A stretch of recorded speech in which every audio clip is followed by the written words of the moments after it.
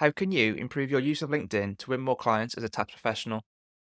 This is what this episode is all about with our guest, Ashley Leeds, who's known as the 15-minute guy as he helps people, primarily in the accountancy sector, to attract more clients through LinkedIn in just 15 minutes a day. You're listening to episode 85 of the Tax Professionals podcast, the podcast that helps tax professionals to progress, develop, and improve their tax careers. Welcome to the Tax Professionals podcast, the podcast dedicated to helping you improve your tax career. Here's your host, Jack Bonehill. Hi everyone, and welcome to this episode. Back at the start of my tax career, I used to often worry about how to win clients and work, but I knew I was going to have to do it at some point to progress past a certain level. Winning work was such an unknown world to me, and I didn't have much of an idea of how to go about it. The only idea I had that I thought could work for me was using LinkedIn. I knew it could be used to win work, and so I started to post on there. I would post about tax rules and end with something like, get in touch if you'd like support, but I'd get little engagement on my posts, and those who did engage were basically other tax professionals and not potential clients, and so I wasn't meeting my objective by using LinkedIn. The problem was my posts were boring to potential clients and they weren't at all tailored to get their interest. And so my LinkedIn plan never really worked. And over the years, I've come across lots of different techniques to use on LinkedIn, like written posts, commenting, writing articles, doing videos, posting carousels, having a LinkedIn pod, but I've still never delved into doing anything other than written posts myself. And now I only really post about the podcast anyway, so my focus has changed. But due to the possible avenues that you have to use on LinkedIn, it can be overwhelming and it can make it difficult to know where to start and where you should actually and what you should actually do. And the first time I spoke to Ashley Leeds, this episode's guest, he gave me some simple pointers to improve my profile straight away, which I've no doubt have made a big difference since I've done that.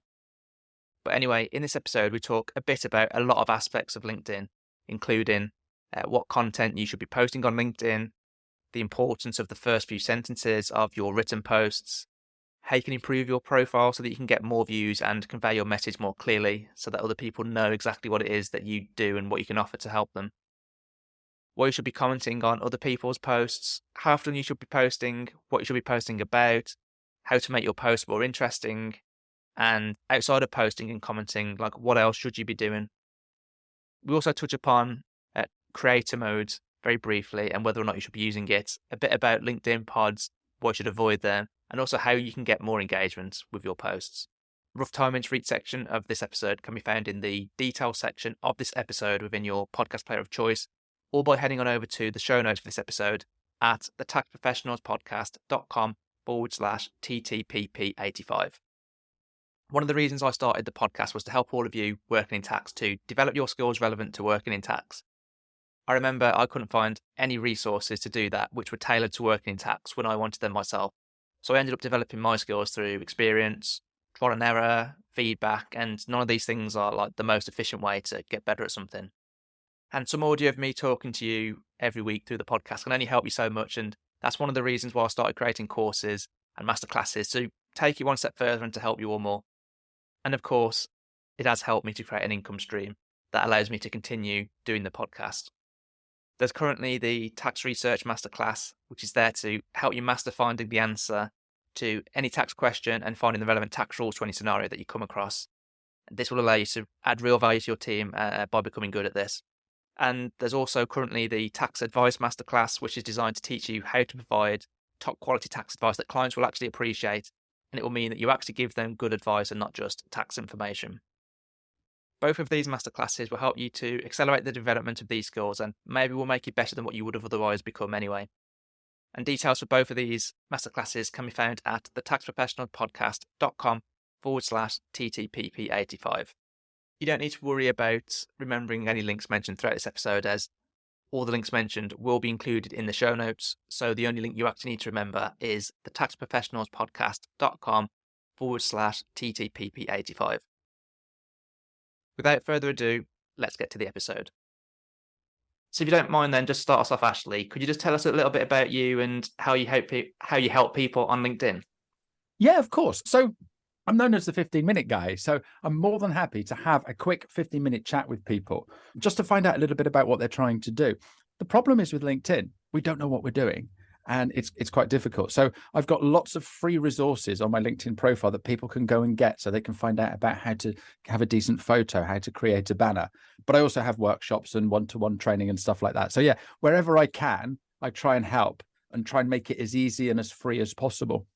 Yeah. And what would you say like your main objective is when you're helping people? Is it to help them win clients? Is it to just make using the platform more enjoyable? Like, what is like the purpose of the support that you give people? I want people to love LinkedIn. Okay. And I spoke to a sales coach and he said, that's a bit woolly.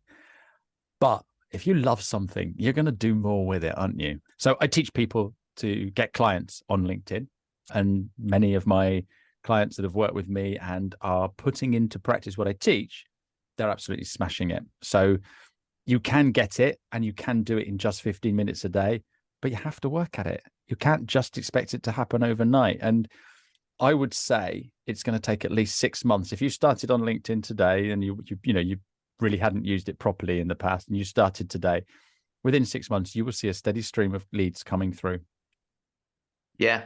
And to be fair, actually, all the listeners to the podcast, or at least probably 90% of them, have come through LinkedIn, because that's the only place I post. Other than that, people would have to find it through like Google searches and stuff. So I found LinkedIn helpful for me. And sometimes I have had leads through it as well. So I know it's possible. You do a lot in the accounting space, right? Because you went to Accountex this year. I think Yes, I actually spoke at Accountex this year, which is like, that was like my biggest Christmas ever, you know. I started off working with accountants back in September 2007. And I started working when I was at a company called Digita. So Digita were acquired by Thomson Reuters. They're a big software house. They supply tax and accounting software to accountants. So that's where I started my fun with accountants. And I just love working with accountants because they really know what they want and they're very loyal. They're very collaborative. They're very sharing and they're great people. And once you get to know them and get accepted into that space, you don't want to leave. I also think it's probably a space where we need people like you to help us, right? Because people who go into tax accounting are not natural salespeople. They're like being pushy. Probably the way they write things is very factual, which isn't necessarily interesting for people to listen to or read. So I'm presuming you can help people a lot with that, to put posts out that they're actually interested and not just like, this is this tax rule, here you go. Because that's not going to be interesting to the clients, right, that they're trying to reach.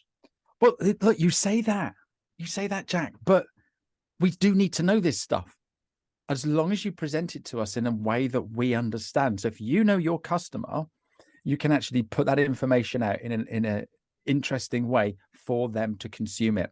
Now, some people like to read, some people like to watch videos, some people like to listen to podcasts. So there's lots of different avenues that we can do. And it's just finding those that people are comfortable with.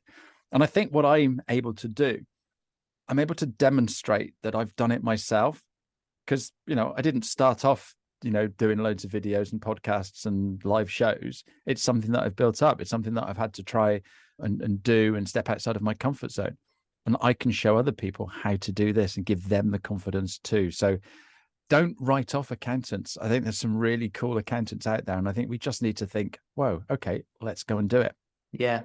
I think you use a key word there at the start as well. It needs to be interesting though, right? And we just need to badge it and write it in an interesting way. So I'm guessing anyway that you're an advocate of using LinkedIn, not to just do posts, but to also post video on there as well. When I say posts, I mean written posts. So also video, maybe some visual stuff as well, like the carousels that some people use. Do you think you need to use like the whole kit bag to get the most out of LinkedIn?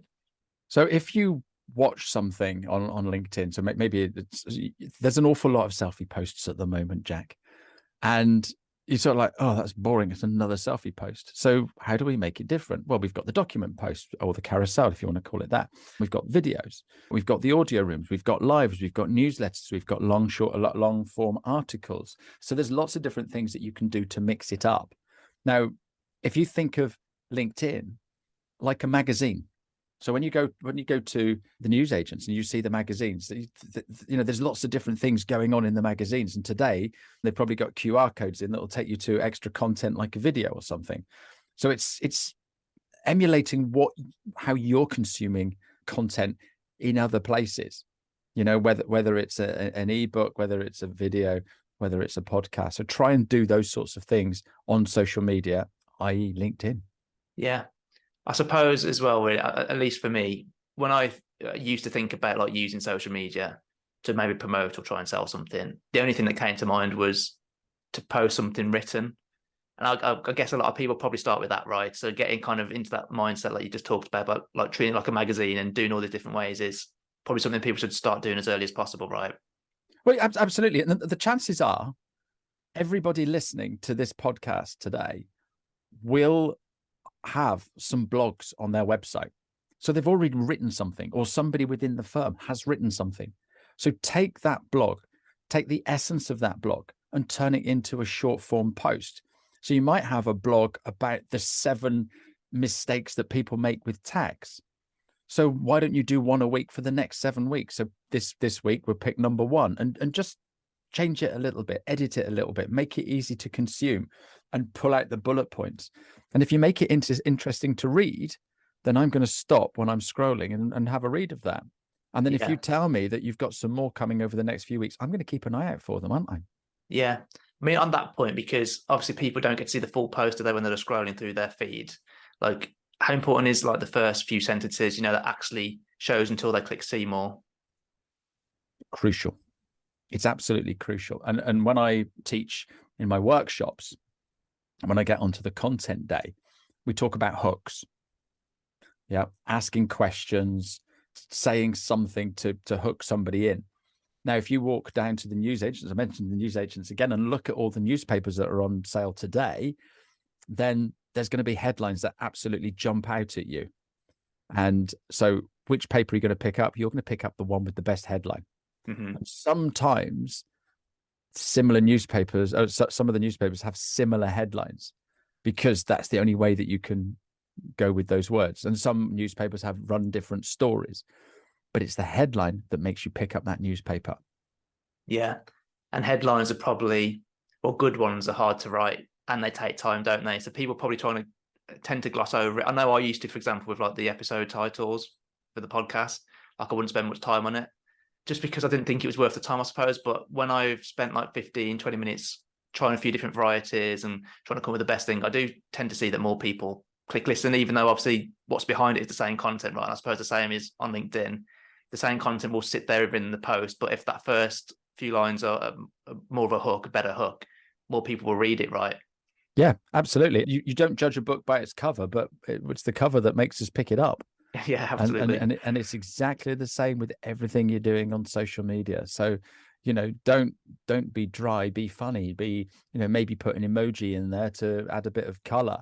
Maybe use a provocative word. Definitely use a question word. What, why, who, that sort of thing. Yeah.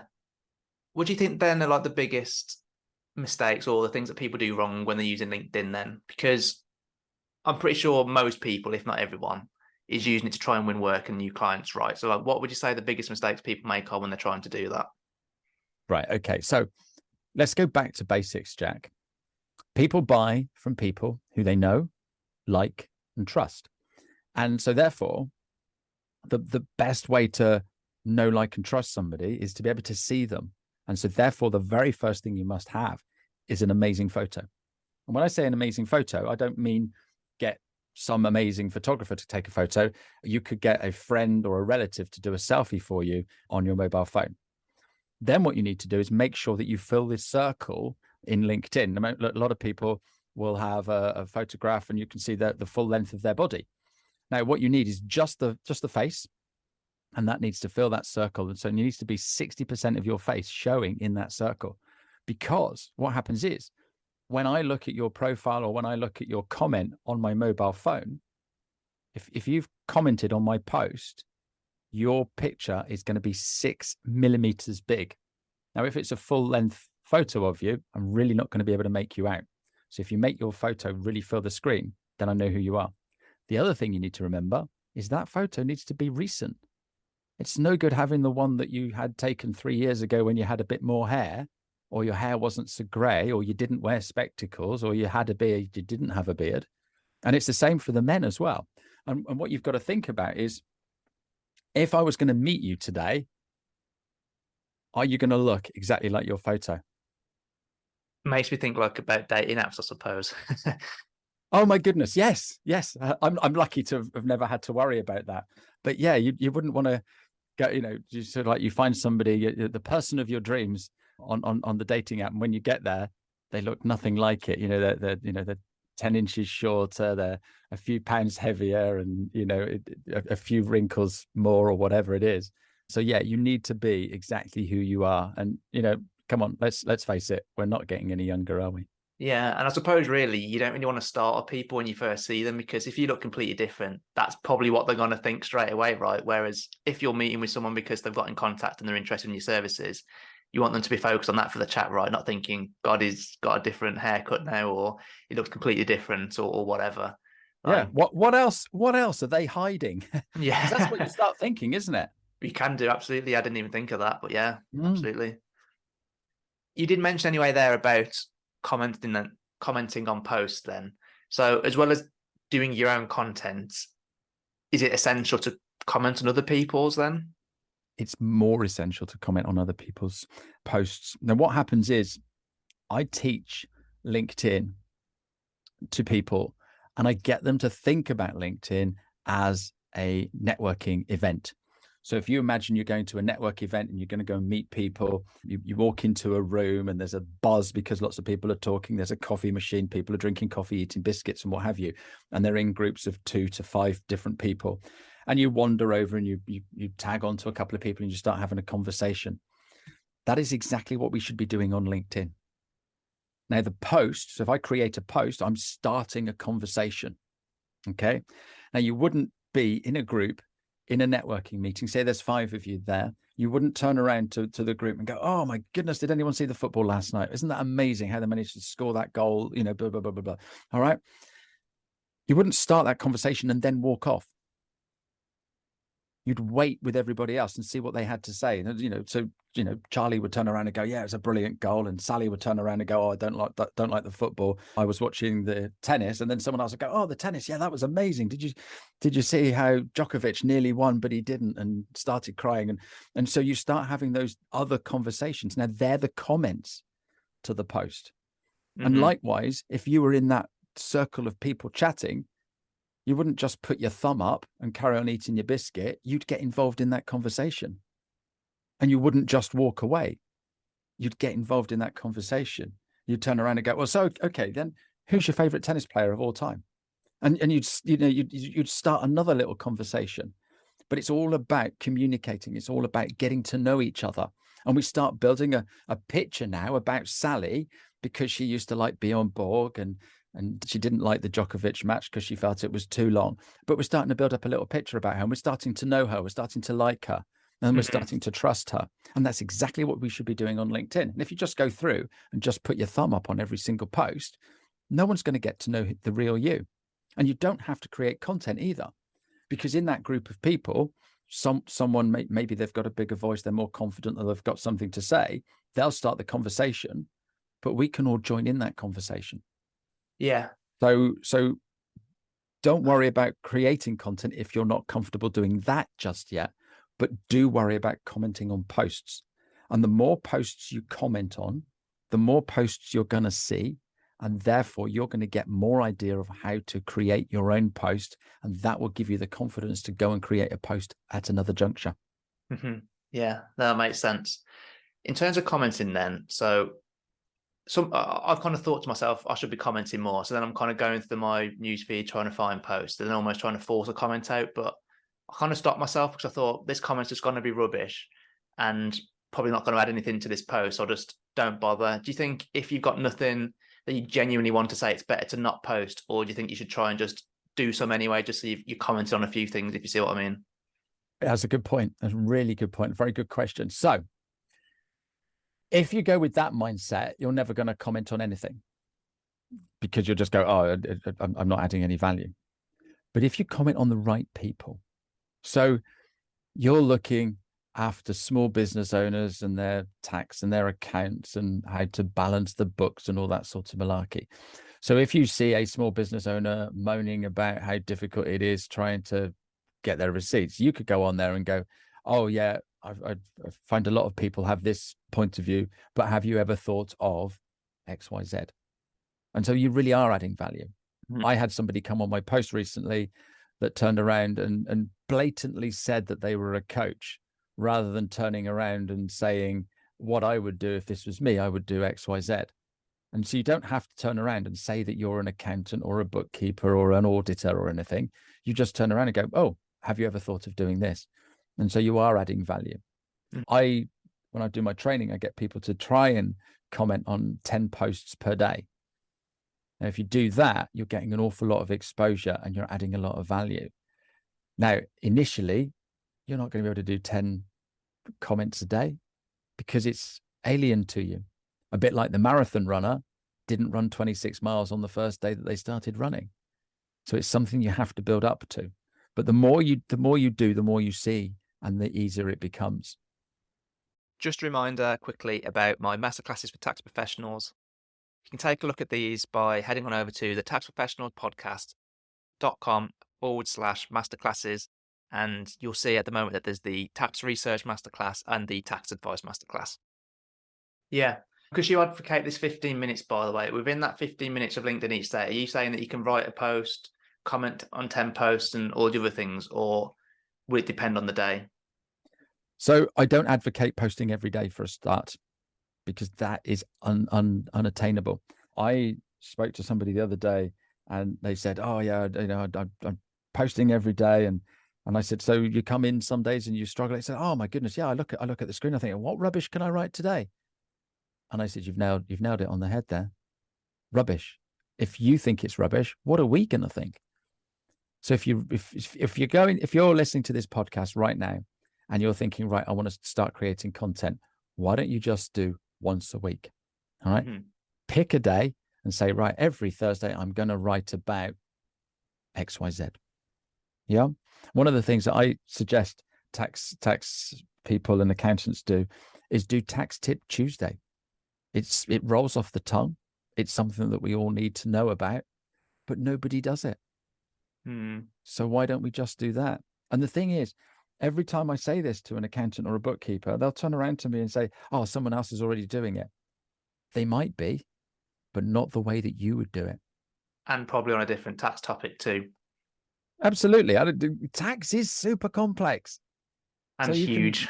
You can really, you could just sort of like, right, okay, here's the main areas of tax. So you've got corp, you've got personal, you've got trust and business and all that. It's like, right, okay, so let's break that down a little bit more. We could talk about expenses. We could talk about CGT. And then before you know it, you've probably come up with 52 different ideas. There you go. One a week for the next 52 Tuesdays. Mm-hmm. A whole year. Yeah, absolutely. And why not? And that means that you will be creating content every single week. Yeah. It sounds like it's a bit of a mix then between quality and quantity, because if you're only doing one a month, that's probably not enough, right? And equally, every day, the quality is going to drop. So that one a week will, I suppose, help maintain the quality. I mean, what do you actually aim for yourself personally? How many do you try and do a week? I'm a LinkedIn specialist. And so my audience are people that are trying to get ideas on what to do on LinkedIn. So I have to post every day. Fair enough. Yeah.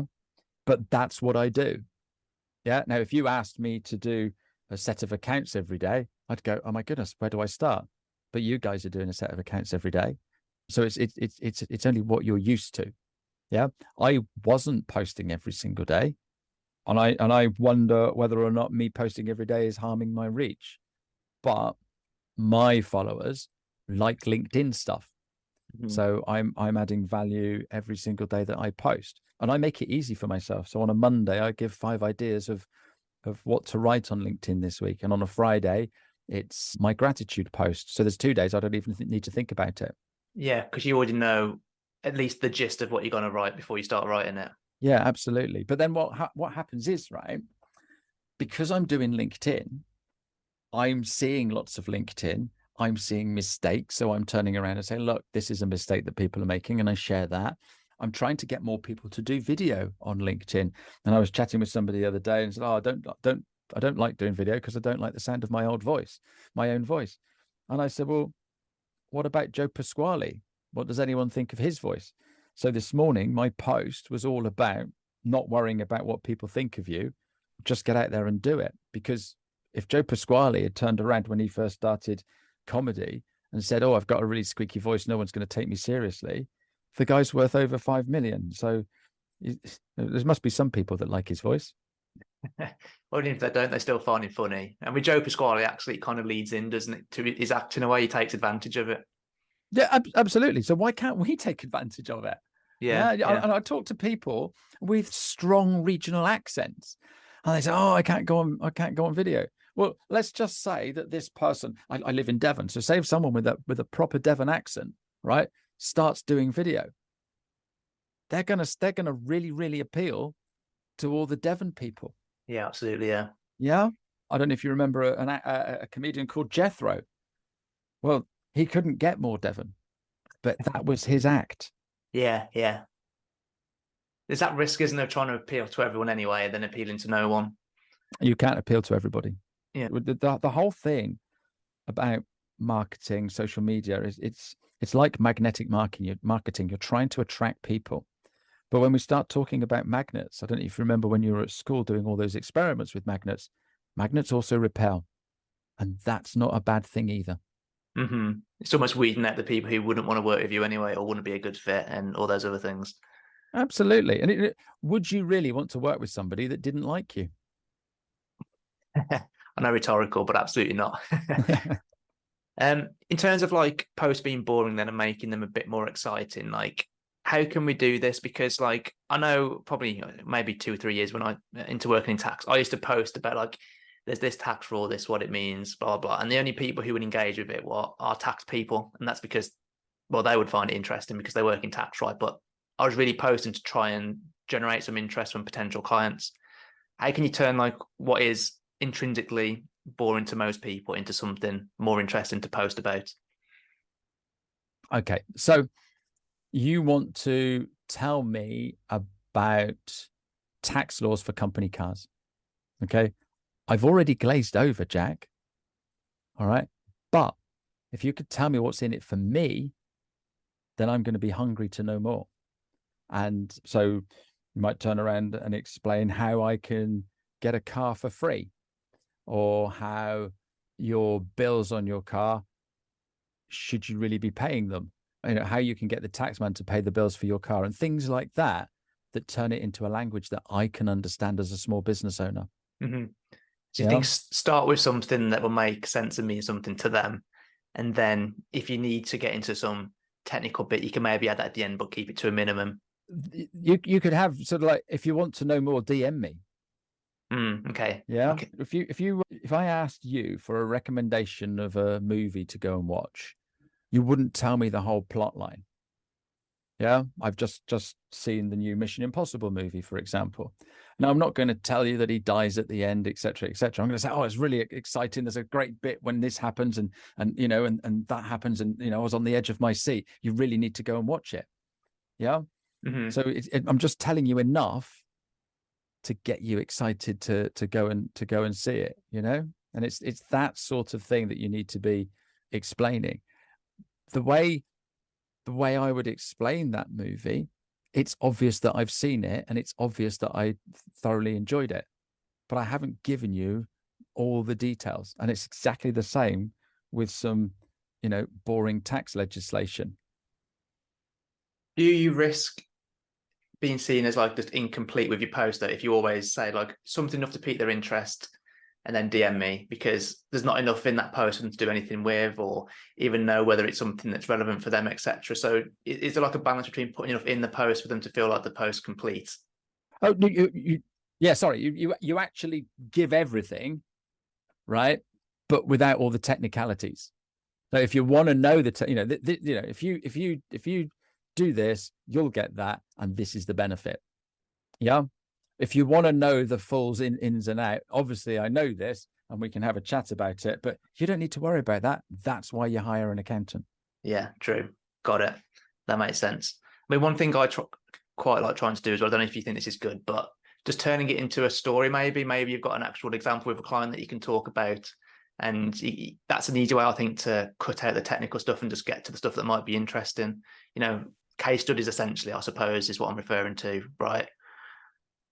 So if you look at my bookcase behind me, which obviously doesn't work on a podcast, you'll see there's a lot of business books, but there's even more story books. and novels.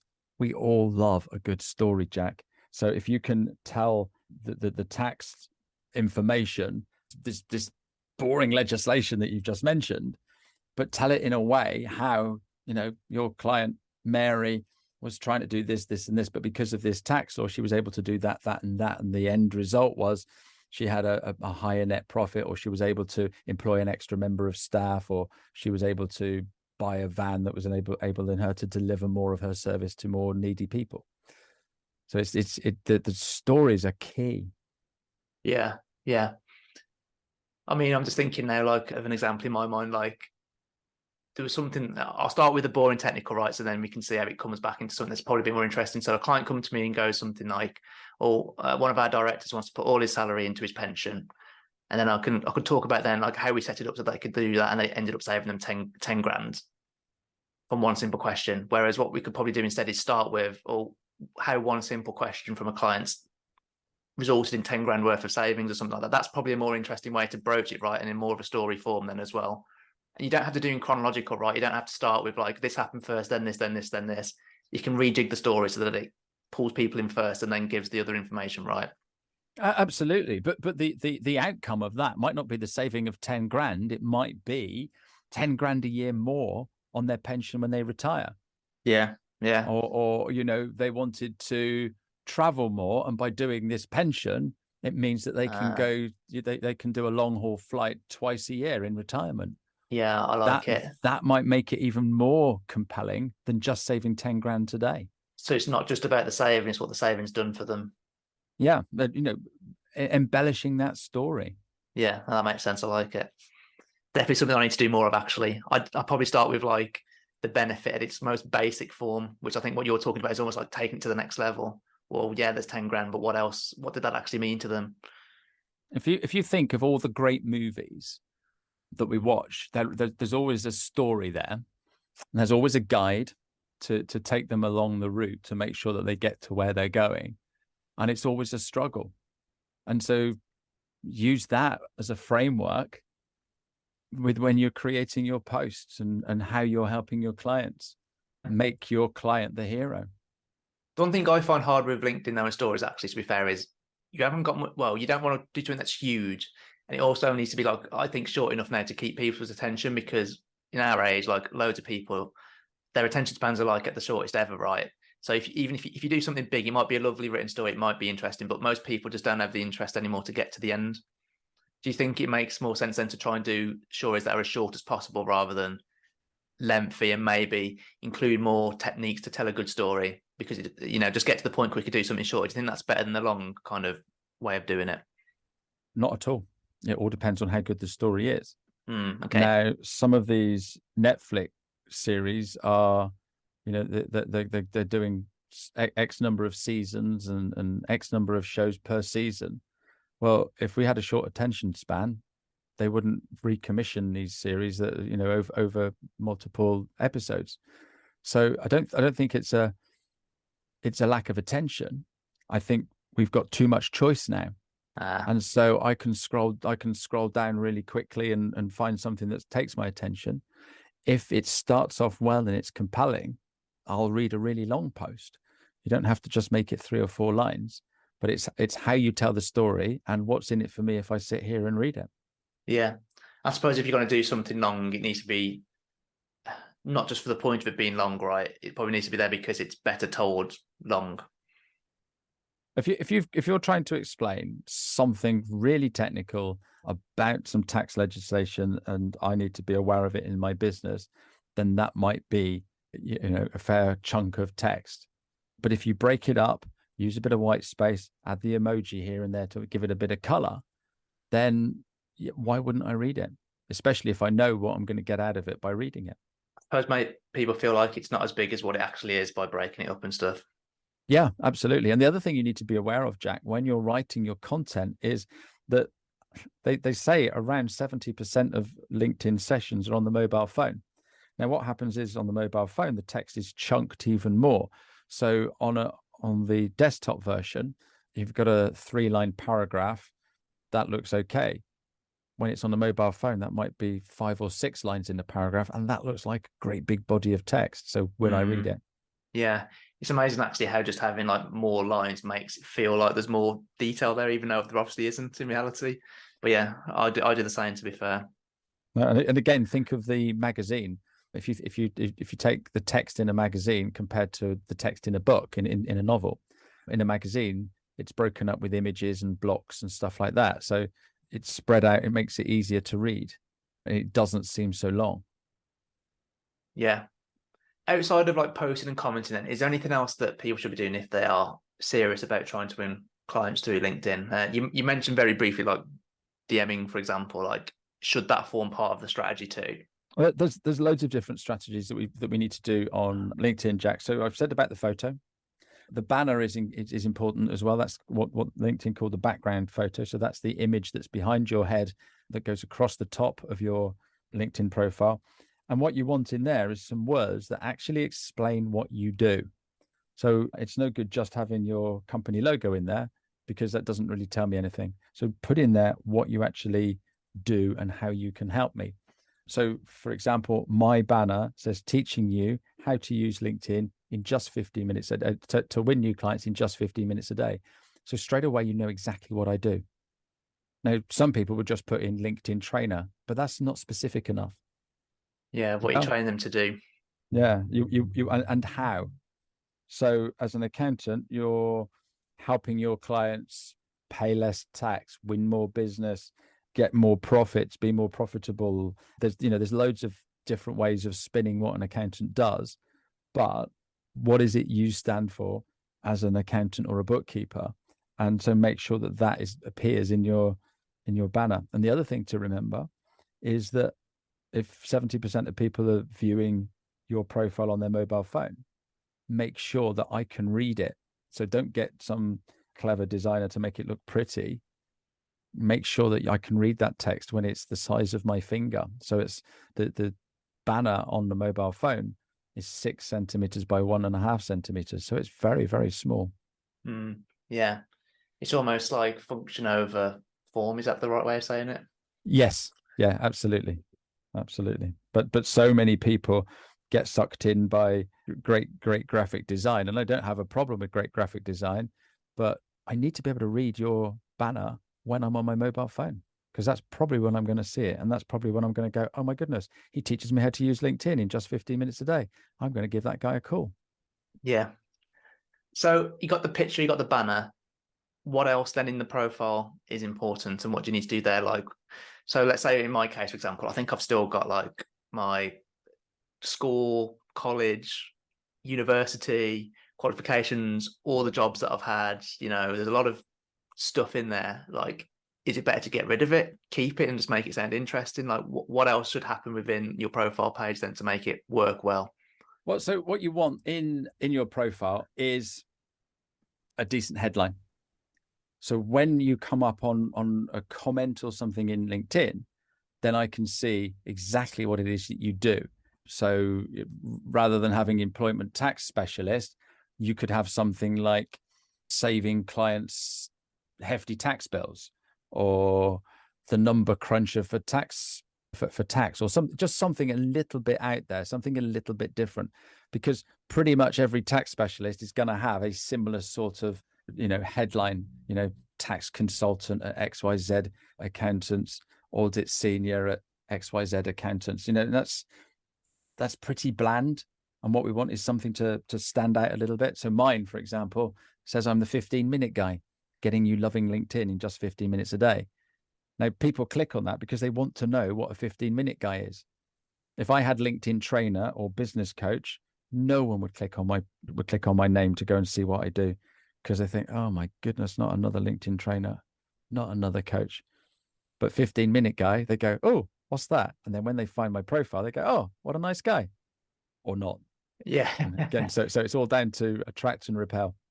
You've got to stand out. If you click on an accountant's profile, down the right-hand side, it will say people also viewed, and they're also accountants as well. And every single one, I promise you, or pretty much every single one, is going to be tax partner at, tax consultant at, audit senior at, client success consultant at, chartered accountant at, senior manager at.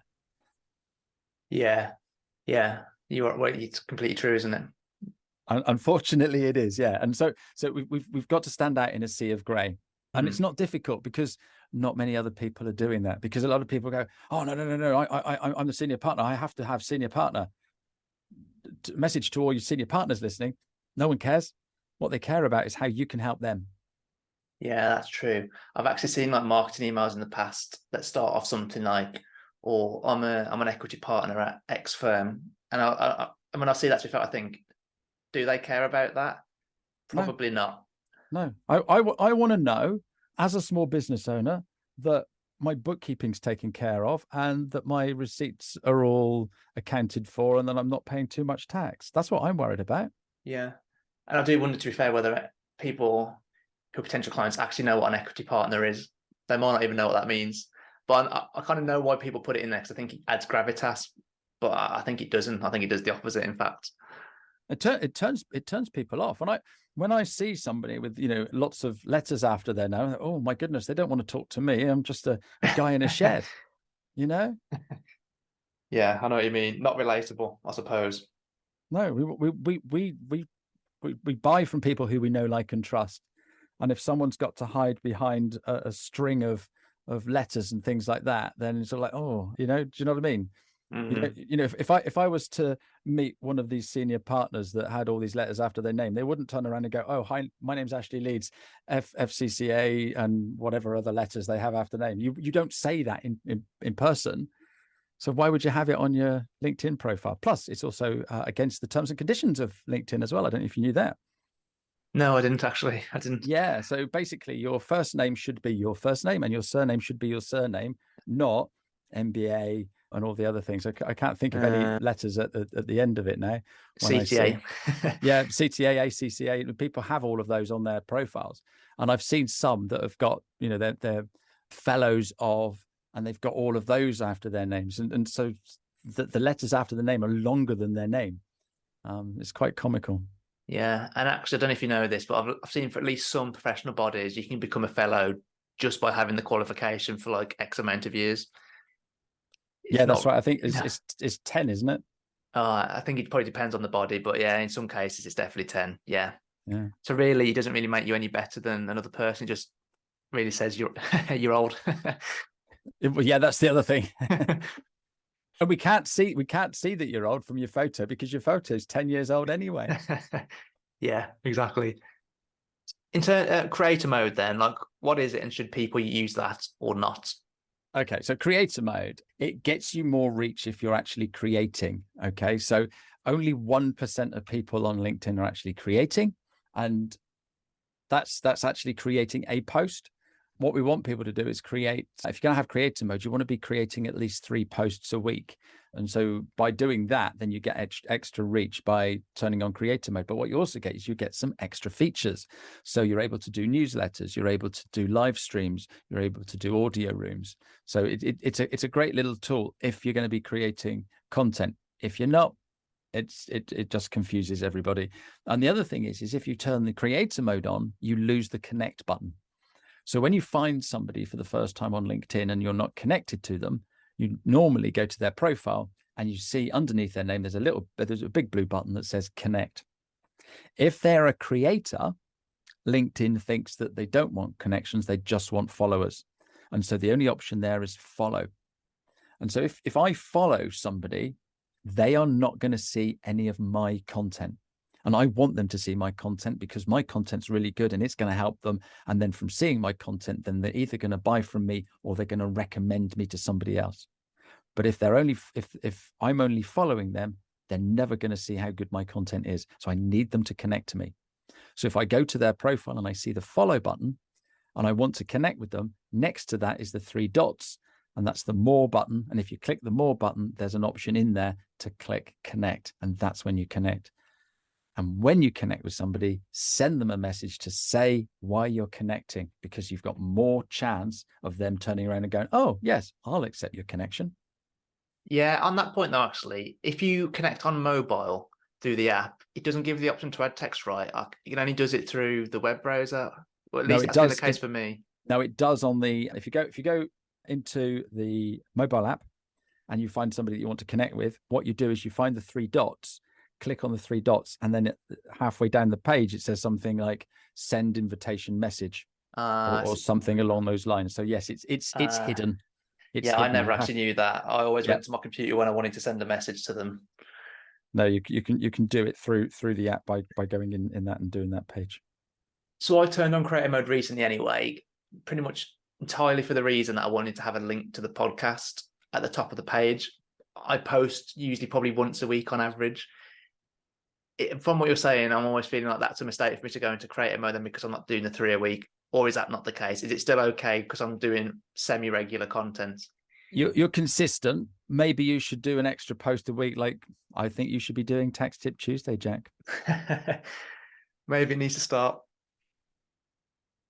In terms of LinkedIn pods, then I just wanted to touch upon this briefly because I've heard about them, and my understanding anyway is, you can tell me if I'm wrong here, is essentially where there's like a group of people who engage with each other's posts, whether it's like, commenting, to try and increase the reach to other people and almost make their content seem more interesting. Is that right? And what do you kind of think of these LinkedIn pods? Should people be using them or not? So what we're trying to do with the pod is to get more people looking at our content. We're trying to get more engagement, but basically we're buying it or hiring people to do it for us. And then all that ends up happening, let's just say we've got a pod of 10 people. And the whole idea of a pod is when I create some content, you've all got to go and comment on it. All right. So therefore 10 people are all going to comment on my post. And then one of those people, I've got to go and comment on their post. So basically it's the same 10 people that are sharing each other's content and they're all seeing the same content. All right. It's staying in that circle. It's not going much further because all those 10 people are doing is sharing and liking all the same people. So and the other thing is, it's an awful lot of work. Yeah, absolutely. And what you want to be doing is commenting all over the place and find different people. So it's all that sort of stuff. Yeah. And I'm not a fan on top of it, to be fair, because I find it inauthentic and fake in a way. Well, it is, isn't it? Yeah. It is. Why on earth am I going to comment on your post if all it is tax? I know nothing about tax. Unless it's something amazing, then I'm not going to comment. So basically, the comment I've got to do today for you, because you've commented on mine or whatever the deal is, it's going to be bland and boring and it's not going to add any value. And so there is no point. So yeah, pods, forget them. But the other thing is, it's also against the terms and conditions of LinkedIn. Oh, is it actually? Maybe that's why there's less that I see now. Probably like 2-3 years ago, I saw loads of them, and you could always tell because, as you say, you can see the person post, you can see the same 10 or so people like and comment on it, and the comments used to be so generic that there probably wasn't even worthwhile having a comment on there in the first place. Exactly. So one of the things I say with my training is make sure you comment more than 7 words. And the reason for commenting more than 7 words is it actually turns into a conversation after 7 words. Yeah. And what you see on these posts is, Sally's written, great post. Bob's written, good post. Someone else has written, this is interesting. What use is that? Yeah, exactly. I'm fully on the same page with that. In fact, I always think it's just pointless to do it. So in terms of just on the point of, like, I suppose, getting engagement to the extent of having a comment rather than just a like, is there anything people can do to help with that? Because, for example, me, like, some of my posts get quite a lot of likes, but not necessarily good comments on them or any comments at all. And that might be just because of the way that, like, I'm writing my post or the type of content I'm creating. Without just asking people to comment, is there like anything you can do to encourage comments on a post? So start off with a question. So my post today was all about Joe Pasquale. So I've got a picture of Joe Pasquale. So some people will recognize him, some people won't have a clue who he is. But I started off the post saying, is the sound of your voice stopping you from creating videos? All right. So if you're reading that and you were thinking about creating videos, but you're not, that's probably one of the reasons that you're not creating videos. And that has now made you stop. You've never really thought about it, but maybe this guy's got a point. All right. And I'm saying, stop yourself down and please make those videos because we love how you sound. And then I go on and in the body of the video, I explain, in the body of the post, I explain about it. But then at the end, I turn around and say, what tips have you got to stop us worrying? And what is your favorite regional accent? Because I talk about regional accent as well in the post. Mm-hmm. So there's a couple of takeaways there. All right. If you've got this far, you're going to go, oh, I love the Cornish accent, or I love the Newcastle accent, or whatever it is. You're going to go in there and comment on that. I was talking to someone the other day and they said this, this, and this. So I'm going to say that as a comment because I think that's a great tip to stop me worrying about my voice. There's loads of other things. I've had one guy pop on and say that he records 10% faster because it doesn't sound like him, and people can get more value from him in a quicker space of time. So, there's lots of people have got lots of ideas, and because I've asked for their ideas and opinions, people are comment on it. And as it stands today, I've got 53 comments on there already, and that was a post I did this morning. Yeah, it's a lot of comments. So then if people want to learn more about you anyway, obviously the obvious place to go is LinkedIn. But oh no, don't go to me on LinkedIn. I'm never there.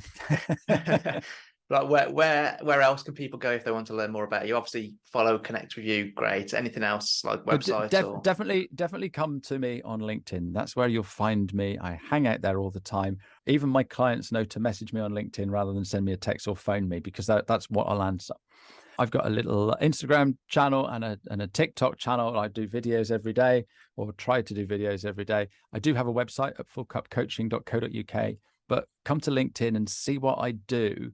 Follow me, connect with me, and see what I'm doing. And then that should hopefully give you inspiration. I've got loads of free resources. So as soon as you come to my homepage on LinkedIn, there's a link at the bottom. It says free LinkedIn resources. There's a little yellow heart and a green tick. And if you click on there, there's loads of links there that will help you do everything that we've discussed today. I know this episode was a bit different to the usual ones, and it's been some time since I've had a non-tax person here as a guest to help us with a skill that will help us as a tax professional. LinkedIn can be a great resource for you, but first off, you just need to start using it, and then you just need to be able to get better at using it. And then you can work on getting better at it.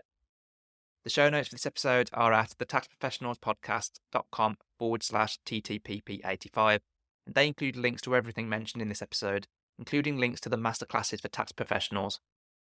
If you enjoyed this episode, you can make sure you don't miss out on any future episodes by heading on over to thetaxprofessionalspodcast.com/subscribe to sign up for email notifications. Episodes are bi-weekly and are released on Mondays. But that's it for this episode. I hope you've taken away some useful points to help you to progress, develop, and improve your tax career. Until next time.